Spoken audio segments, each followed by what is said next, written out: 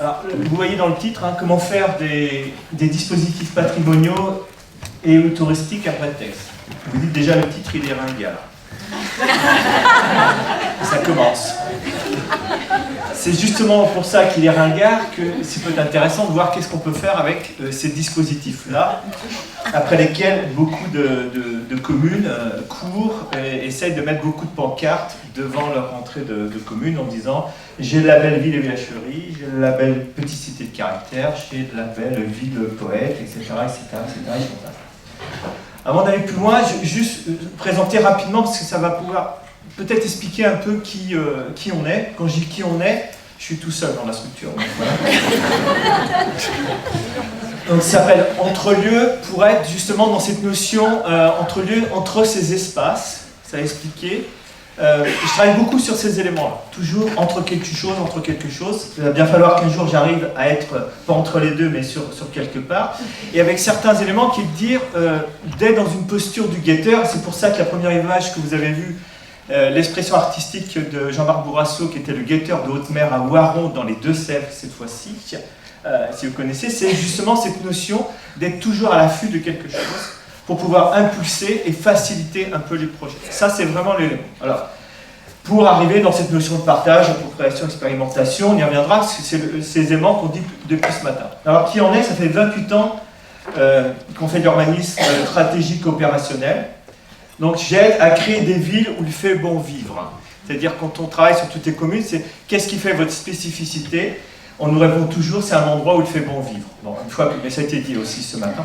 Donc ça, c'est un élément qui est important, mais pendant 28 ans, j'arrive avec le titre expert affiché sur le front, c'est-à-dire que j'arrive, je sais, je vais vous dire ce qu'il faut faire, mesdames et messieurs, vous inquiétez pas.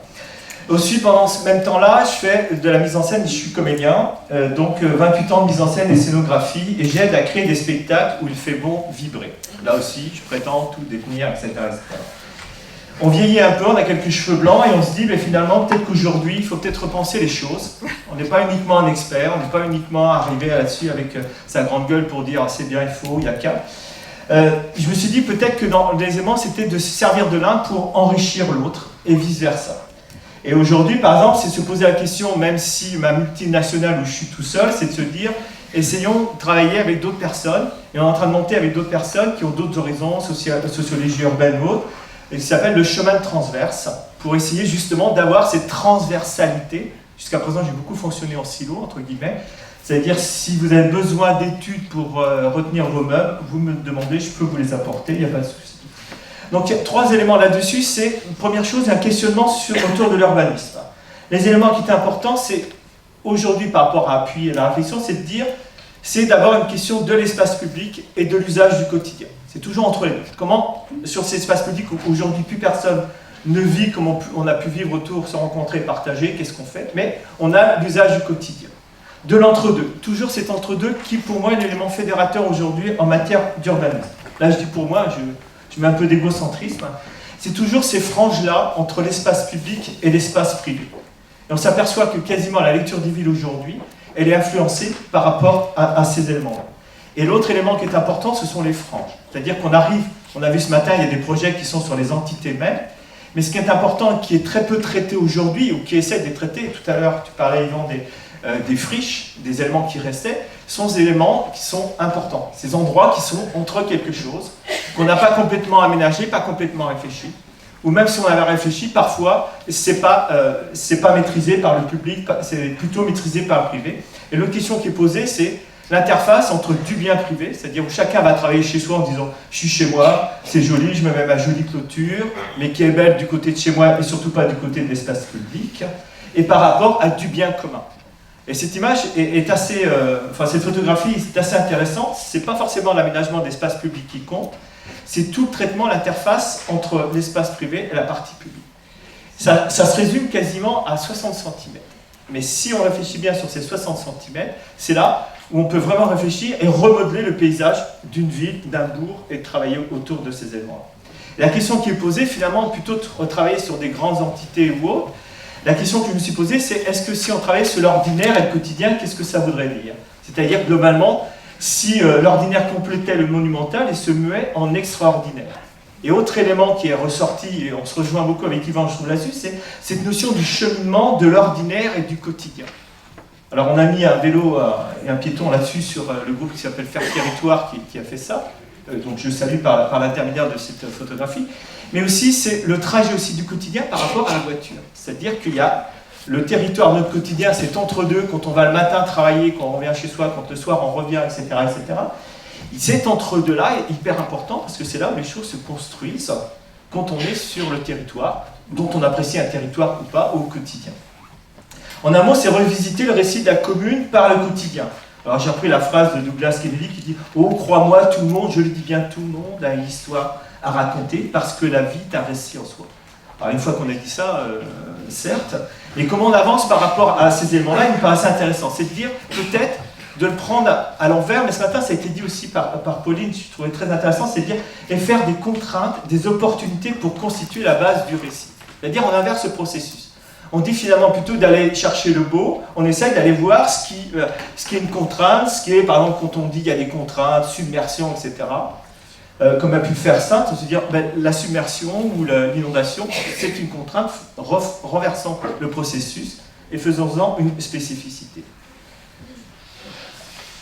L'élu à l'initiative de.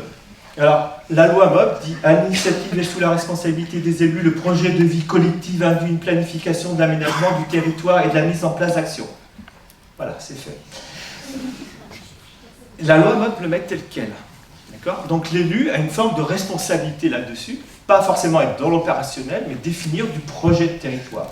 Alors on s'est permis sur l'image de mettre ici, c'est un site touristique, c'est-à-dire que la voiture est inaccessible, les élus ont pensé, il y a marqué sauf monsieur le maire qui a le droit de se stationner juste en pied du monument, etc. Et on n'a mis pas que, parce que quand on dit si l'élu a l'initiative de, ce dont je crois qu'à un moment ou à un autre, on ne peut pas passer au-delà de l'élu pour pouvoir avancer sur un projet de territoire. J'entends bien toutes les initiatives qui ont été faites, mais sur les territoires ruraux, si vous passez à côté de l'élu, à mon avis, il va nous manquer quelque chose là-dessus. Le cadre de ville est surtout entre les mains des habitants et des usagers, et les engagements, mais pas que. C'est pareil, c'est toujours cette coordination les uns les autres. Si on dit ça, c'est qu'on parlait tout à l'heure des 60 cm, vous savez, entre l'espace public et l'espace privé. Vous avez beau faire la plus belle mise en valeur, si jamais vous oubliez le travail qui est en amont quand on vient de l'entrée du bourg pour aller vers le monumental, si vous n'avez pas travaillé les clôtures, et ça c'est les habitants qui le détiennent, on est sûr que ça ne fonctionnera pas. C'est-à-dire qu'on sera venu parachuter des touristes ou des gens qui viennent voir le territoire de cette manière. Alors peut-être c'est l'occasion peut-être de s'offrir un autre regard sur son territoire en décalant de l'exceptionnel à l'ordinaire. Ça c'est les méthodes que certains d'entre vous mettent en place, qu'on a vu, et ça c'est important, c'est de redécaler le regard. Ouvrir un petit peu différemment et de reformuler la connaissance du territoire par l'expression du sensible. Je parlais tout à l'heure des études, quantité d'études, on a des chiffres. Aujourd'hui, si vous voulez les chiffres, c'est très facile. Vous allez sur Internet, vous savez la progression de la population, etc., etc. Mais le sensible, il n'est pas marqué sur Internet. Et si on veut avancer sur un territoire, il me semble que c'est important de parler du sensible. Et qu'est-ce que nous, on ressent, même en tant qu'élus, avant de dire, il serait intéressant qu'à un moment ou à un autre, on mette ceci ou cela en termes d'équipement, mais comment nous, en tant qu'individus, on ressent le territoire et pourquoi on a envie de s'investir sur le territoire, alors qu'on a toujours la casquette élue en disant, bon, ça va leur faire plaisir, il faut absolument qu'on fasse ça, etc. Qui se comprend humainement et électoralement parlant, ça j'entends bien. Mais c'est le sensible, c'est faire arriver à parler les élus sur le sensible qui sont là-dessus. C'est ce travail aujourd'hui de dire, on est sur des démarches partagées, innovantes et rassurantes. C'est de se dire, attention, qu'on n'arrive pas comme étant des uluberlus, notamment sur les secteurs ruraux. Là, je parle du Poitou-Charentes. Je pense que vous êtes très en avance ici sur ces territoires là-dessus. Nous, on est sur un secteur qui est très peu dans les démarches participatives. Un peu les Deux-Sèvres ont lancé des choses. Chez Yvan est intervenu sur Mazières-en-Gâtine, entre autres. Fazette aussi. Mais il y a très peu de démarches là-dessus. Souvent liées à des personnes comme l'ancien directeur du CIE des Deux-Sèvres, que je salue, même s'il n'est pas là, il a bien voulu venir. Et ces gens-là ont commencé à porter autre chose en disant comment les élus, on les rassure là-dessus pour pouvoir porter autrement leur vision du territoire. Je dis bien leur vision. Et qu'on découle rapidement, ce n'est plus un projet d'aménagement, mais c'est un projet culturel et humain. Donc, ces images ne nous appartiennent pas, mais c'est pour montrer que tout ce qu'on peut faire d'un point de vue culturel en animation, c'est de se dire pourquoi on le fait. Qu'est-ce que ça vient alimenter? Est-ce que c'est du collectage? Comment on réinvestit l'espace public au travers de ça et qui vient raconter quelque chose? Et de se dire, c'est pas uniquement de répondre aux besoins, mais aussi de répondre au possible. Alors on a décalé la photo volontairement, hein, plomb qui replombe pour ceux qui connaissent, mais c'est l'émergence des possibles, c'est important, parce qu'aujourd'hui, dans les questionnements qui sont faits, c'est souvent les habitants ont demandé on a tel besoin, tel besoin, tel besoin, de manière individuelle, donc on y répond de manière individuelle. D'accord? C'est-à-dire, ils nous ont demandé ça, on répond. Mais très peu, on essaie de regarder les possibles. Et si on essaie d'avoir ce regard autrement pour dire, mais ça peut-être que c'est possible. Et on arrive à ça, c'est dire, est-ce que c'est faire des histoires au sens de se fruiter, ou justement faire des histoires du récit de la cité à l'urbanisme fictionnel? Comment est-ce qu'on réinvente? On réinvente les choses. Alors qu'on a un cadre légal qui est important, hein. Et si on regarde les PLUI aujourd'hui, etc., qui fichent l'urbanisme, qui l'amènent aussi, qu'est-ce qu'on fait à l'intérieur de ce cadre-là pour peut-être pas être complètement en marche, mais à l'intérieur de dire on invente un urbanisme fictionnel. Alors on va dire c'est peut-être du baratin, c'est sûr, mais la loi est claire aujourd'hui avec le Grenelle sur l'environnement, nous invite à refaire la ville sur la ville. C'est-à-dire définir globalement quelles sont les strates et l'âme de la ville. Parce que l'urbanisme, il a énormément évolué, c'est-à-dire pendant de nombreux siècles, il s'est fait de manière empirique, il a été guidé par la géographie, etc. etc. Et c'est à partir du moment où on a mis en place les plans d'urbanisme régulateurs que les choses ont commencé à voler en éclats.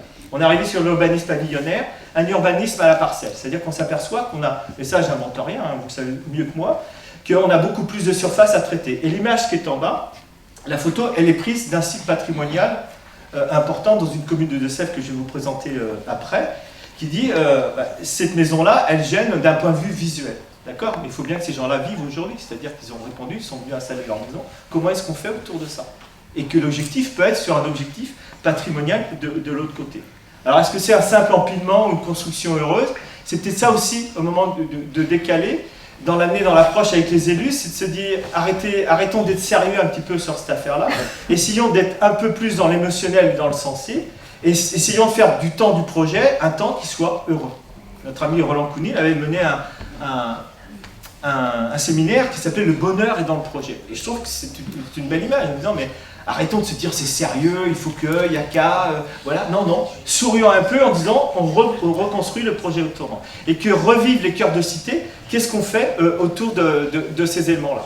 C'est-à-dire là, on va remettre les habitants à l'intérieur des cités, parce qu'on sera obligé, des cœurs de cité.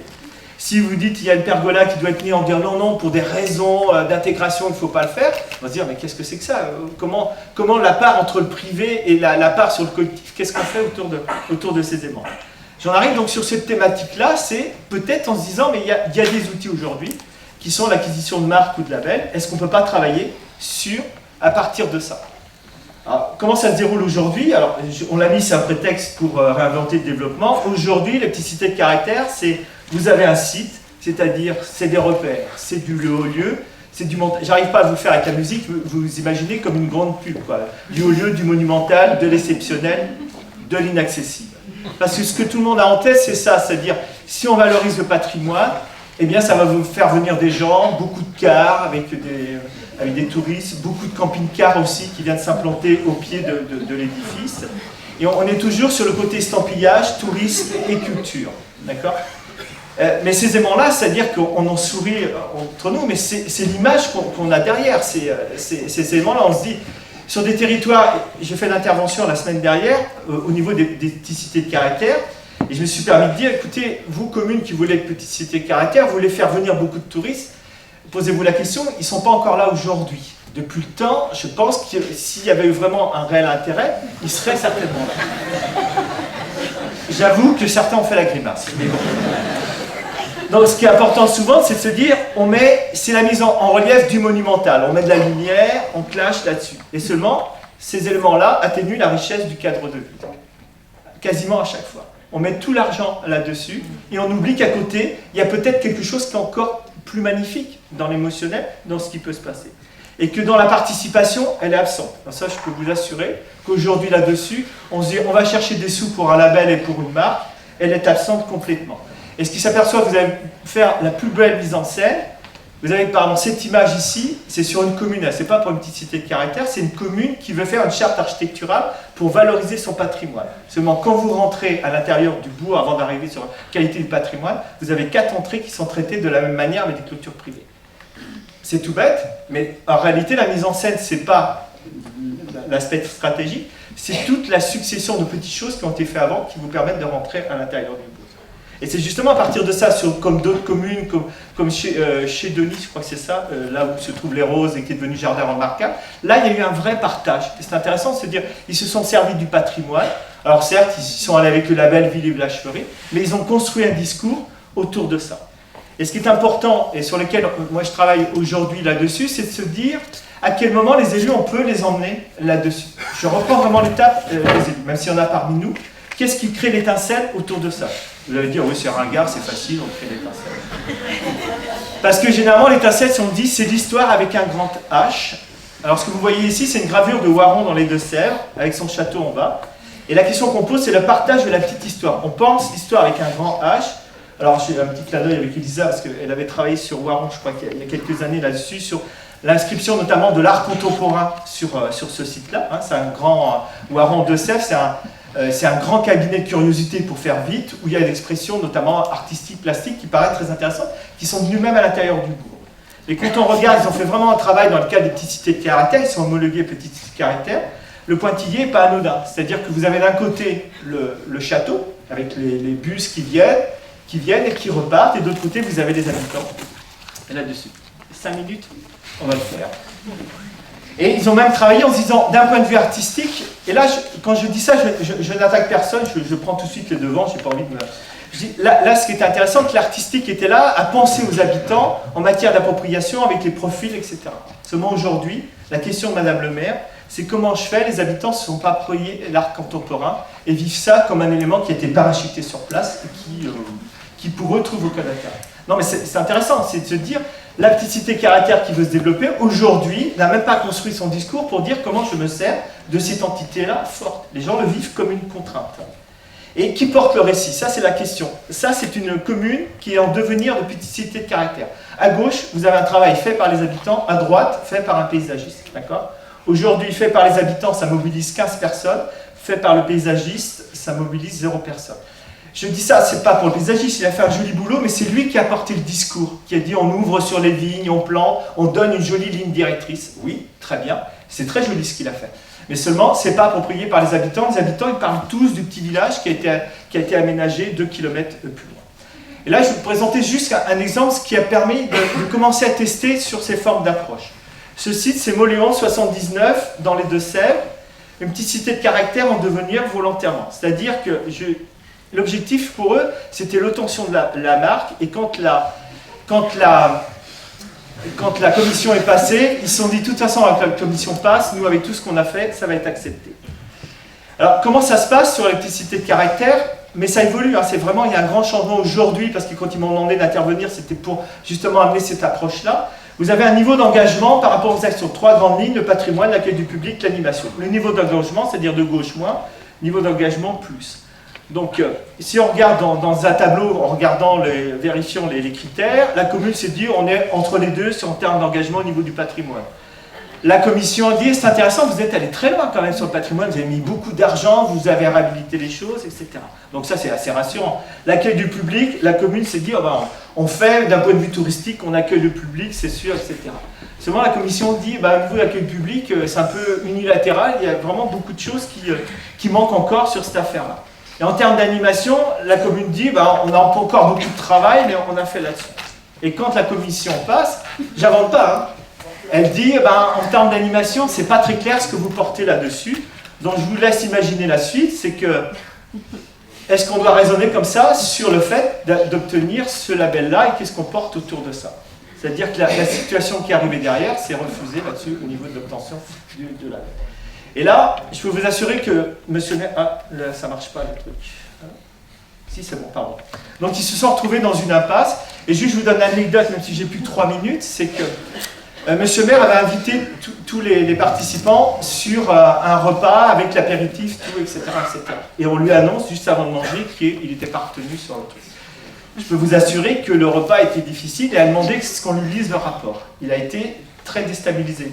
Il a dit même à un autre élu qui disait voilà ce qu'on te reproche, etc. Enfin, reproche, mais c'était un peu lu comme ça.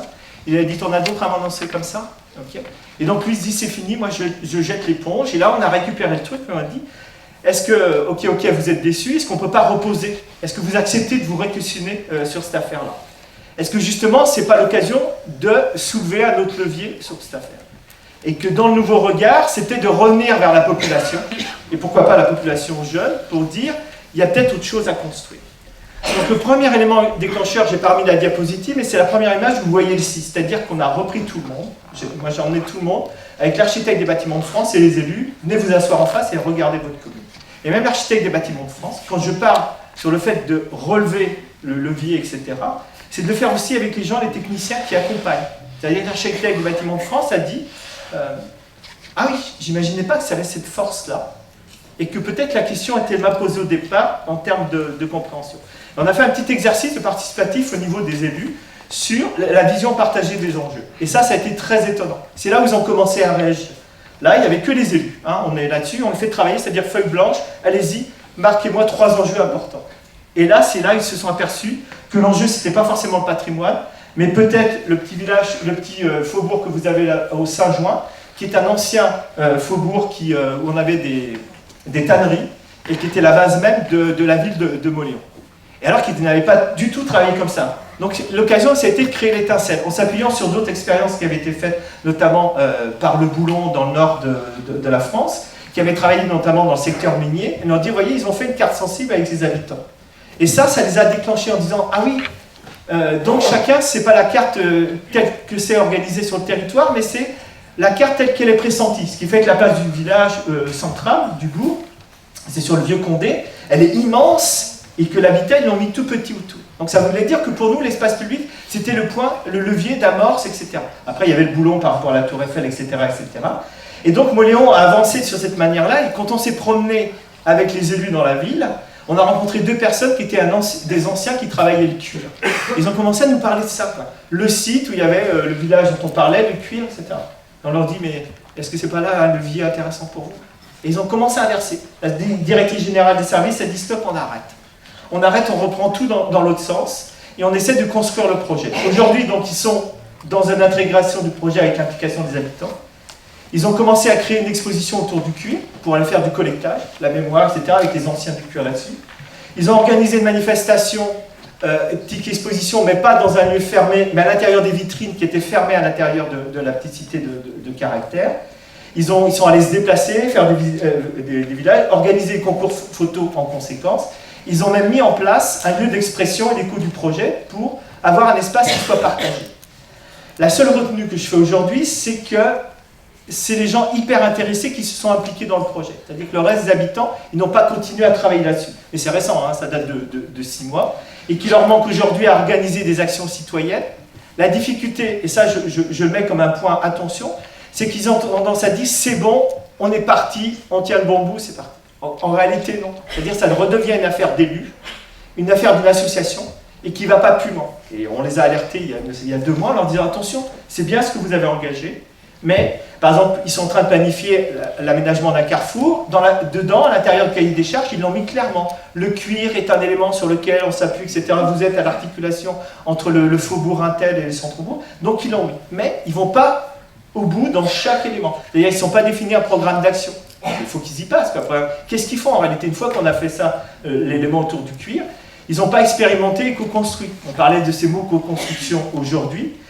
Ça paraît intéressant. Ils grillent un peu les étapes, parce qu'aujourd'hui, ils sont déjà dans un échange d'expérience avec un autre Mauléon. Maintenant, on est la grande région, hein, Poitou-Charentes, Aquitaine. Donc Mauléon est vraiment au nord de la région, de cette grande région, et l'autre Mauléon est carrément au sud de la nouvelle région. Et bizarrement, ils ont des analogies, c'est-à-dire que Mauléon donc, du nord faisait le cuir pour les chaussures en cuir, et le Mauléon du sud fait les espadrilles. Voilà. Donc, ouais, non, mais alors on se dit, oh là là, ça va commencer à déraper, etc. Ils ont commencé, alors on dit, attention, ne le prenez pas comme ça, ils prennent au premier abord en disant, on va faire une espadrille en cuir. Pourquoi pas? Non, mais pourquoi pas? À la limite, on se dit, pourquoi pas, à la condition de vraiment construire le projet autour de ça. Et c'est de dire, mais attention, une minute. Là, ça y est, il me reste 3 diapositives, c'est bon?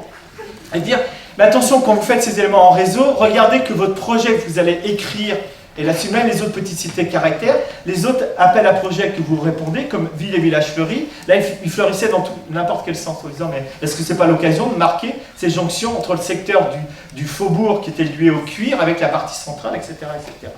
Et puis, je terminerai sur ces éléments-là, et c'est important pour eux, ça, ils l'ont compris, qu'il faut travailler notamment sur la typicité de caractère, pas uniquement sur le monumental.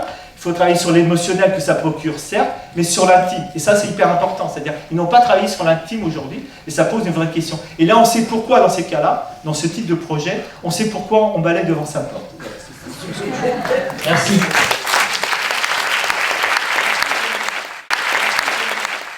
Frédéric Gréa, donc moi je suis la direction du territoire de l'Ardèche, donc je suis plusieurs projets urbains. En fait j'ai une question très générale et d'ailleurs qui n'est pas spécialement pour les gens qui sont sur la scène. C'était qu'on tourne autour de la question depuis le départ, de dire on a tous conscience que la concertation, la co-construction des projets, l'implication des habitants c'est fondamental.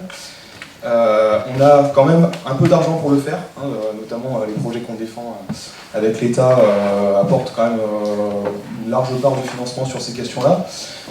En Ardèche, parce que c'est un département plutôt rural, on a le problème de savoir ce qu'on veut demander plutôt aux prestataires. Là on a une bonne série de prestataires autour de la table. Comment les élus, en gros, peuvent s'approprier la commande, comment ils peuvent prendre confiance. On a vu l'exemple du Teil, on a quand même un élu qui est plutôt mobilisé, qui avait confiance dès le départ, mais ce n'est pas le cas de tous les élus qu'on rencontre. Donc, grosso modo, ma question s'adresse plutôt au CAUE, au PNR, aux structures qui sont là pour accompagner les projets. Hein. Est-ce qu'on peut monter des formations? Est-ce que ça a déjà été fait ailleurs? On a des partenaires un peu de toutes les régions, là. Voilà. Sur cette question de la formation des élus à la concertation, quelles sont les solutions? Donc, Juliane Cour, je suis chargée de mission architecture au Parc Livre-la-Forêt. Depuis 2012 au moins, on a eu plusieurs projets d'urbanisme participatif, notamment sur la question des centres-bourgs. Et on est là parce que justement on se pose des questions de la formation de nos élus et comment on peut arriver à mettre ça un peu plus systématiquement dans nos projets. Et l'année prochaine, on aura un stagiaire sur ces questions-là pour justement monter un projet de formation à l'attention de nos élus. Voilà, pour dire que ça se fait. C'est plus pour répondre au questionnement qu'il y a eu ce matin sur la commande publique, les questions de marché public et la difficulté à intégrer les temps de participation. Et je me posais la question, je la soumets à tout le monde, est-ce qu'il existe un dispositif en matière d'aménagement et d'urbanisme du même type que les nouveaux commanditaires dans le domaine culturel, c'est-à-dire où la commande publique est déléguée par le commanditaire public auprès des habitants qui sont chargés de construire le cahier des charges d'une œuvre de type 1% artistique. Est-ce que tu peux te présenter ? Christine Charbonnier, directrice du Centre social du Teil. La question, est-ce qu'il faut faire des formations pour les élus? Moi, si on ne se pose pas la question quand on est élu et qu'on travaille obligatoirement sur l'aménagement de notre commune, et si on ne se pose pas la question de savoir à quoi ça sert et donc comment on le fait avec les habitants, moi je pense qu'il ne faut pas trop être élu, quoi. Parce que ça nous...